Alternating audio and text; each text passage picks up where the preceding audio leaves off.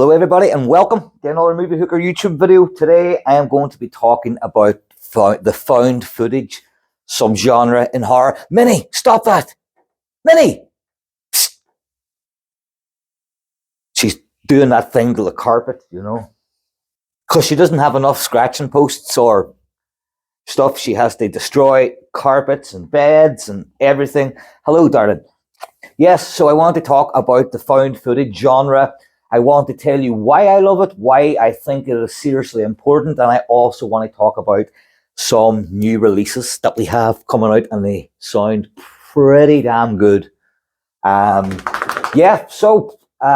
lot of people are under the illusion, right, that the Blair Witch was like the first in the found footage genre, which definitely isn't true. It's probably true that it was the first film they fool everybody. You know, everybody thought it was true. And, actually, no, to be honest, that's not true as well. So what I'm talking about, I'm not too sure of the year. I think it was 1980, maybe. There was an Italian movie released called Cannibal Holocaust, which is very, very much a found footage horror movie about a document. Like, I don't even have to say about Cannibal Holocaust. If you're watching this video, you probably know about Cannibal Holocaust. It has one of the best gruesome scenes in the world with the woman. I know this sounds horrible, but if you're watching this, this graphic stuff. The pole goes up through her body and comes out her mouth, and she's just like impaled on the beach. And it was like one of the most unsettling shots in still, even to this day. It is pretty gnarly still, and like even up there with, you know, Bone Tomahawk would be like not as bad as that, but how they achieved that shot was remarkable. You know, it's fake at the end of the day, folks. You know what I mean? It's all people acting. Once that camera says cut, everybody's back to their normal lives as quickly as possible. Depending on if you're like Evan Peters and you're Dahmer or something, and then you say cut, then you're like, I know, you're still watching The Exorcist 3 on repeat for like months on end. But anyway, how that thing was achieved, I go off fucking subject so easy. How that thing was achieved was just a girl, a woman, an actress, sitting on a bicycle seat.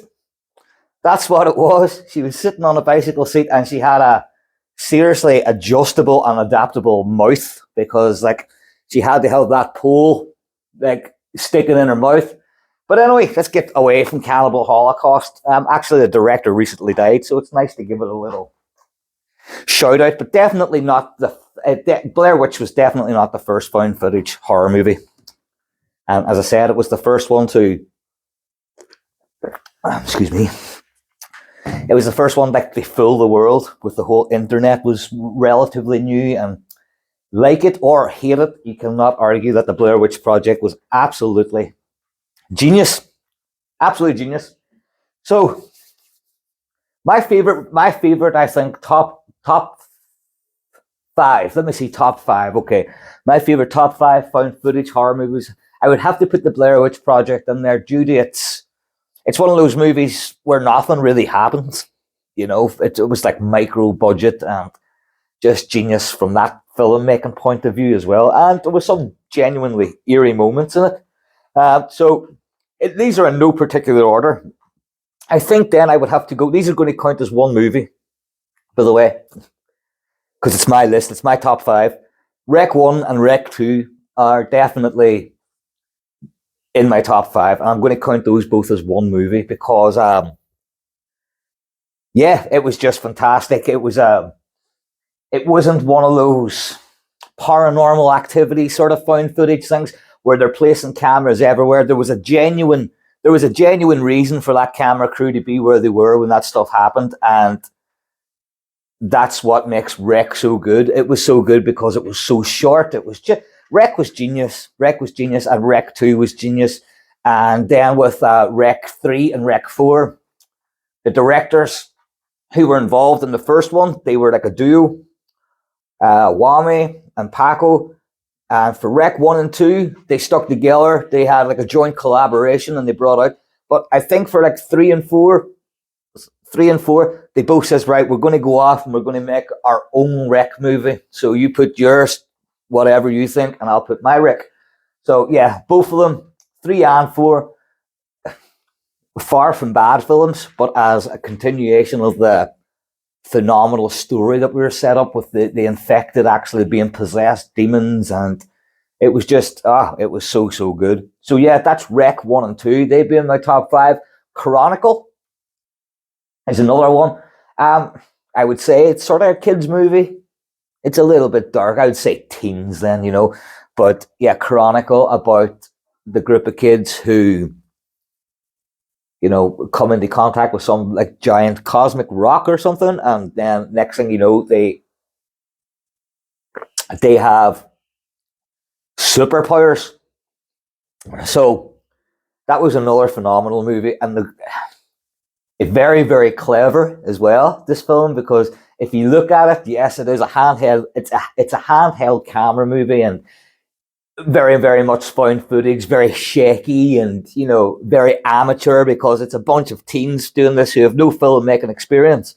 But if you watch the movie from like a filmmaker point of view, it's flipping genius, right? Because once these dudes get their superpowers, you can notice the filming. It's genius. You can notice the filming become a lot more professional.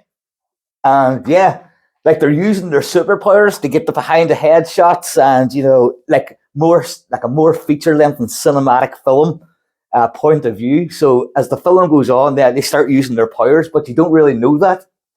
And it's a very, you don't really notice the change in filmmaking until you're just like, holy shit, hold on, this is that shot and that's that shot, and there's a close up, and that's not the formula of found footage, but they enter like the cinematic level once they have their superpowers, which I thought was a really, really cool little movie detail. Yeah, that, and like with Chronicle, obviously it's it's a movie I think that deserves a sequel. It probably shouldn't get one, but I think it really, really did deserve a sequel. And yeah, it was great with superheroes. One of them becomes the villain, and it's still released in a time where the whole market was saturated with superhero movies. And like, as I said, with someone who's worked in movie retail for nearly 2 decades, I can say that superhero movies, although make loads of money for the retail movie industry, once DVDs are released, there's no doubt about that. Without these movies, independent cinema probably wouldn't. It would still exist, but it wouldn't exist in like hard copy format in a shop, because without stuff like Iron Man 1, 2, 3, 4, 5, 6, 7, 8, 9, 10, 11, then you're not going to be able to sell independent stuff. So I can appreciate that stuff. But what I'm trying to say is that it came out and was such a refreshing take on the superhero genre, because it wasn't this big, huge marketed movie with Robert Downey Jr. or Chris Pratt or whatever. But anyway, let's move on. So that was Chronicle. And how many is that? No, that's 3. Right, okay. So number 4, I think I'd have to go with The Taking of Deborah Logan, which is, yeah, that's the stuff of nightmares as well, because, and another really, really good example of, it's not just a film crew filming stuff and stuff starts to go wrong. It's a film crew actually making a really important documentary about the grips of like dementia or Alzheimer's. And, it's this crew are there to document this woman called Deborah Logan, who is suffering from early onset dementia or Alzheimer's. I'm not too sure. But yeah, that is genuinely creepy, and some seriously disturbing visuals. You'll always see like that shot of this woman just eating, this big sort of like worm-like woman eating this other person, and it's fucking disgusting. And that's brilliant, because half of the taking of Deborah Logan is horror. It's like I wouldn't say human horror because that's nasty. I explain that as people doing nasty stuff to each other. But horror of the mind, one of the worst things that could ever happen to any human being is that for them to start losing their mind. So it's already a horror movie, even if it was just recording it, the effects of early onset dementia, then yes, it would be still scary as fuck. But that's not how it goes. It's all demonic, and I think I can't remember. I haven't seen it in years, but she's possessed or something, and yeah, it's terrifying. So I'm like, all these movies that I'm talking about right now, like I'm pretty sure that you have seen them all, and if you haven't, then wow, you're in for a treat, and that's for sure. So I think the last one. No, shit, I can't do the last one because I have to have a top six. See, this is what happens. Even if I include Rec 1 and 2 as one movie, I'm still overflowing, but I can't talk about Chronicle and then not talk about this other movie because I love this other movie way more than Chronicle. Anyway, my fifth one I want to talk about is Afflicted, right? And that's a vampire movie. I'm sure it's a unique spin on the vampire folklore. But oh, it's a good coffee, man. Yeah, it's a unique spin on the vampire tale, but it's really good. It's about two travel bloggers. One of them has a sexual encounter with somebody in a motel. Usually, that's where all this stuff happens. He wakes up the next day and he's like pretty fucked up. He doesn't know what's going on. He's got some weird STI, but I'm going to say it's a VTI, a vampiric transmitted infection. So, like Chronicle, this one just deserved to be explored a lot more. Again, if you haven't seen this movie, I'm sorry, but it's sort of like a superhero movie as well, in the sense that this guy just figures out he can do anything. He can run on top of buildings. He can, he's superhuman now, pretty much. But he also has that damn thing where you have to kill people and drink their blood to survive. So they basically start targeting like bad guys, and it was something. I have no problem with a vampire going around the place, killing pedophiles or child murderers or anything. I'd get behind that 100%. So that's where I would have liked to see that. And like his friend became his sort of like Renfield, I guess, and it was, yeah, really, really good. Brilliant acting, brilliant special effects, and brilliant practical effects as well. So that is Afflicted. And okay, like I'm telling you now, my mind is going overdrive because it's telling me that I've also missed another one. But the last one I think that I want to talk about is also pre Blair Witch and one of what we could call the first ever found footage. Well, I suppose it's like, found footage, it's mockumentary, but it's all handheld video cameras and stuff like that. And that is Man Bites Dog, which is still very similar to Blair Witch, whereas it's about an actual. No, it's not. Blair Witch is just about people with cameras. They're not a film crew. Anyway, this Man Bites Dog is a French movie, independent cinema at its very, very finest.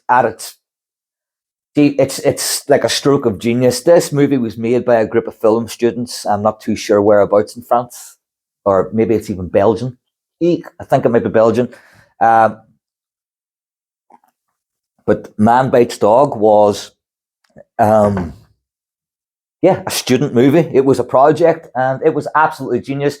It's about a documentary film crew following round a serial killer who has a fetish for postmen and little people, dwarves. Is that what you call them? Not, like that sounds horrible. You know what I mean? Little people. Let's just call them little people. So, yeah, this is genius because it shows how the camera crew first starting off, and they're like absolutely disgusted with what's going on, but they're still recording. And then you see they've seen too much and they start to have their own dark thoughts and stuff like that. So Yeah, that's Man Bites Dog. It follows a serial killer and a documentary crew documenting all the kills, and that is hilarious. And the one scene that I love about that and how simplistic it is, I think the killer's called Benoit, and they're outside this apartment, and he says the crew here, hold on, watch this, and he knocks at the door, knock knock knock, and this old woman answers, and he just screams, just right in her face, and she just takes a heart attack. He's like, that's how easy it is, So it's disturbing, but it's so simple. No special effects, micro budget, and man, it still hits hard because it's twisted in all the best possible ways. Right, so there you go. There's 7 movies: Wreck 1, Wreck 2, Cannibal Holocaust, Man Bites Dog, Afflicted, The Taking of Deborah Logan, and I don't know, I forgot, Blair Witch Project. Yes, okay, so now here we are in 2023, believe it or not, and I have some new found footage movies for you to be looking forward to. Yeah, let's get to it. I don't even need my computer. I just got the computer. It makes me look a bit more professional, as if I'm looking up stuff when usually I'm just looking at pictures of stick men and just stupid stuff. They occupy my crazy mind. Um, okay, so the first one I want to talk about, okay, before I start these new ones, 3 of these movies can be found in an article on moviehooker.com. If you want to go check it out and give us a wee page view, would be nice. If you don't, then that's all right. Whatever. Fine by me. Right. First one I want to talk about, and this is without a doubt my favorite from the 4 that I'm going to be talking about. This one is called The Outwaters. And wow, guys, if this delivers what I'm expecting, then not only are we going to have one hell of a found footage movie, we're going to have the most craziest and insane cosmic horror that we have ever seen. I flipping love cosmic horror, right? Again, go to moviehooker.com, type in H.P. Lovecraft, you'll get a lot of cosmic horror there that you probably haven't seen before. But I love cosmic horror, and The Outwaters looks like it's going to be, from the book of the Blair Witch, I believe is the Book of Shadows, Blair Witch 2, actually. From the book of the Blair Witch, where it follows like a crew go in and then they go missing. And yeah, some nasty stuff happens to them. So, as I say, cosmic horror. And to this day, I still don't have the most insane cosmic horror that I want, right? I think the closest that I've ever come to seeing like a really disturbing cosmic horror would be Jake West's Evil Aliens, and I'm not too sure when. That was like B movie gold. But I wanted serious stuff, and this looks like it's serious. As I say, it's using the same formula as Blair Witch. It's about 4 people, I think, and they go to this desert and they stay over and they start getting attacked by an otherworldly phenomenon. And yeah, The Outwater sounds absolutely insane. And I've read a couple of reviews, and one person says the last 40 minutes, is a good amount of time for a lot of carnage in a movie. If you look at Blair Witch, there's a lot of shit. There's a lot of build up to a lot of shit that didn't happen that you wanted to happen. Whereas, like, if this is promising what I think it's promising and giving us 40 minutes of absolute alien abduction experiment probing madness, then I'm all for that. So that is The Outwaters. You can actually check out a trailer on YouTube, or you can go to moviehooker.com, read my article, and then check the trailer out there, because that's where I post as well. Right, so that's The Outwaters. Number 2 I want to talk about is Exhibit number 8 is a new Exhibit number 8, yes, is a new found footage horror movie, which is Dutch. It follows a Bosnian-born woman called Aisha, who's been living in Rotterdam, with her brother after fleeing from the war. Her brother goes missing, vanishes without a trace, and then his sister Aisha gets a crew together and they want to document and investigate her brother's disappearance. So that already sounds like a pretty decent found footage synopsis or plot. But here's what happens. This is what makes exhibit number 8 pretty unique. On their journey into their investigative into their investigative journey, they meet another documentary crew who are filming a documentary about the same missing person, Aisha's brother, but they're filming it from a different point of view. So I'm going to say kidnapper's point of view, abductor's point of view. It could be a cult. It could be a sacrificial cult. I have no idea. And I have no idea because I want to have no idea. This sounds really, really good. So it's sort of, you've got 2 different found footage films within the one, all telling the same story, but from different points of view. Sounds epic. So that is exhibit number 8. Okay, and yeah, that's Dutch. Bella, watch out. You're going to knock over my camera. The third one that I want to talk about is called Everybody Dies at the End. Hashtag spoiler, probably there. What can I say about this one? This one, I think, if you are a fan of Man Bites Dog, or you're a fan of the brilliant Japanese found footage indie / mockumentary horror comedy One Cut of the Dead, then I'm pretty sure this is going to be the film that you'll like. Excuse me. So if you don't know, like, One Cut of the Dead is just it's a love letter.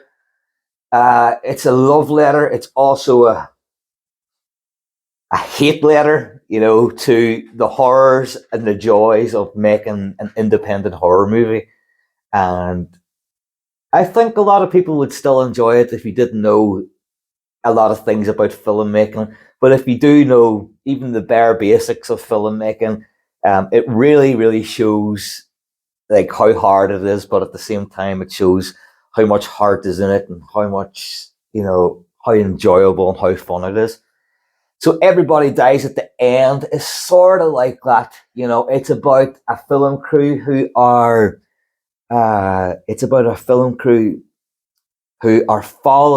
documenting a really famous horror director's last movie before he retires.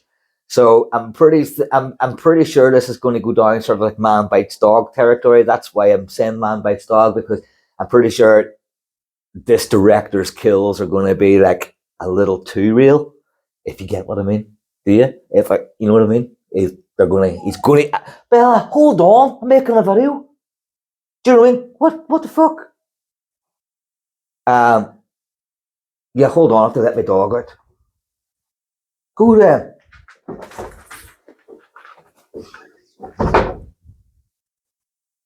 Sorry about that.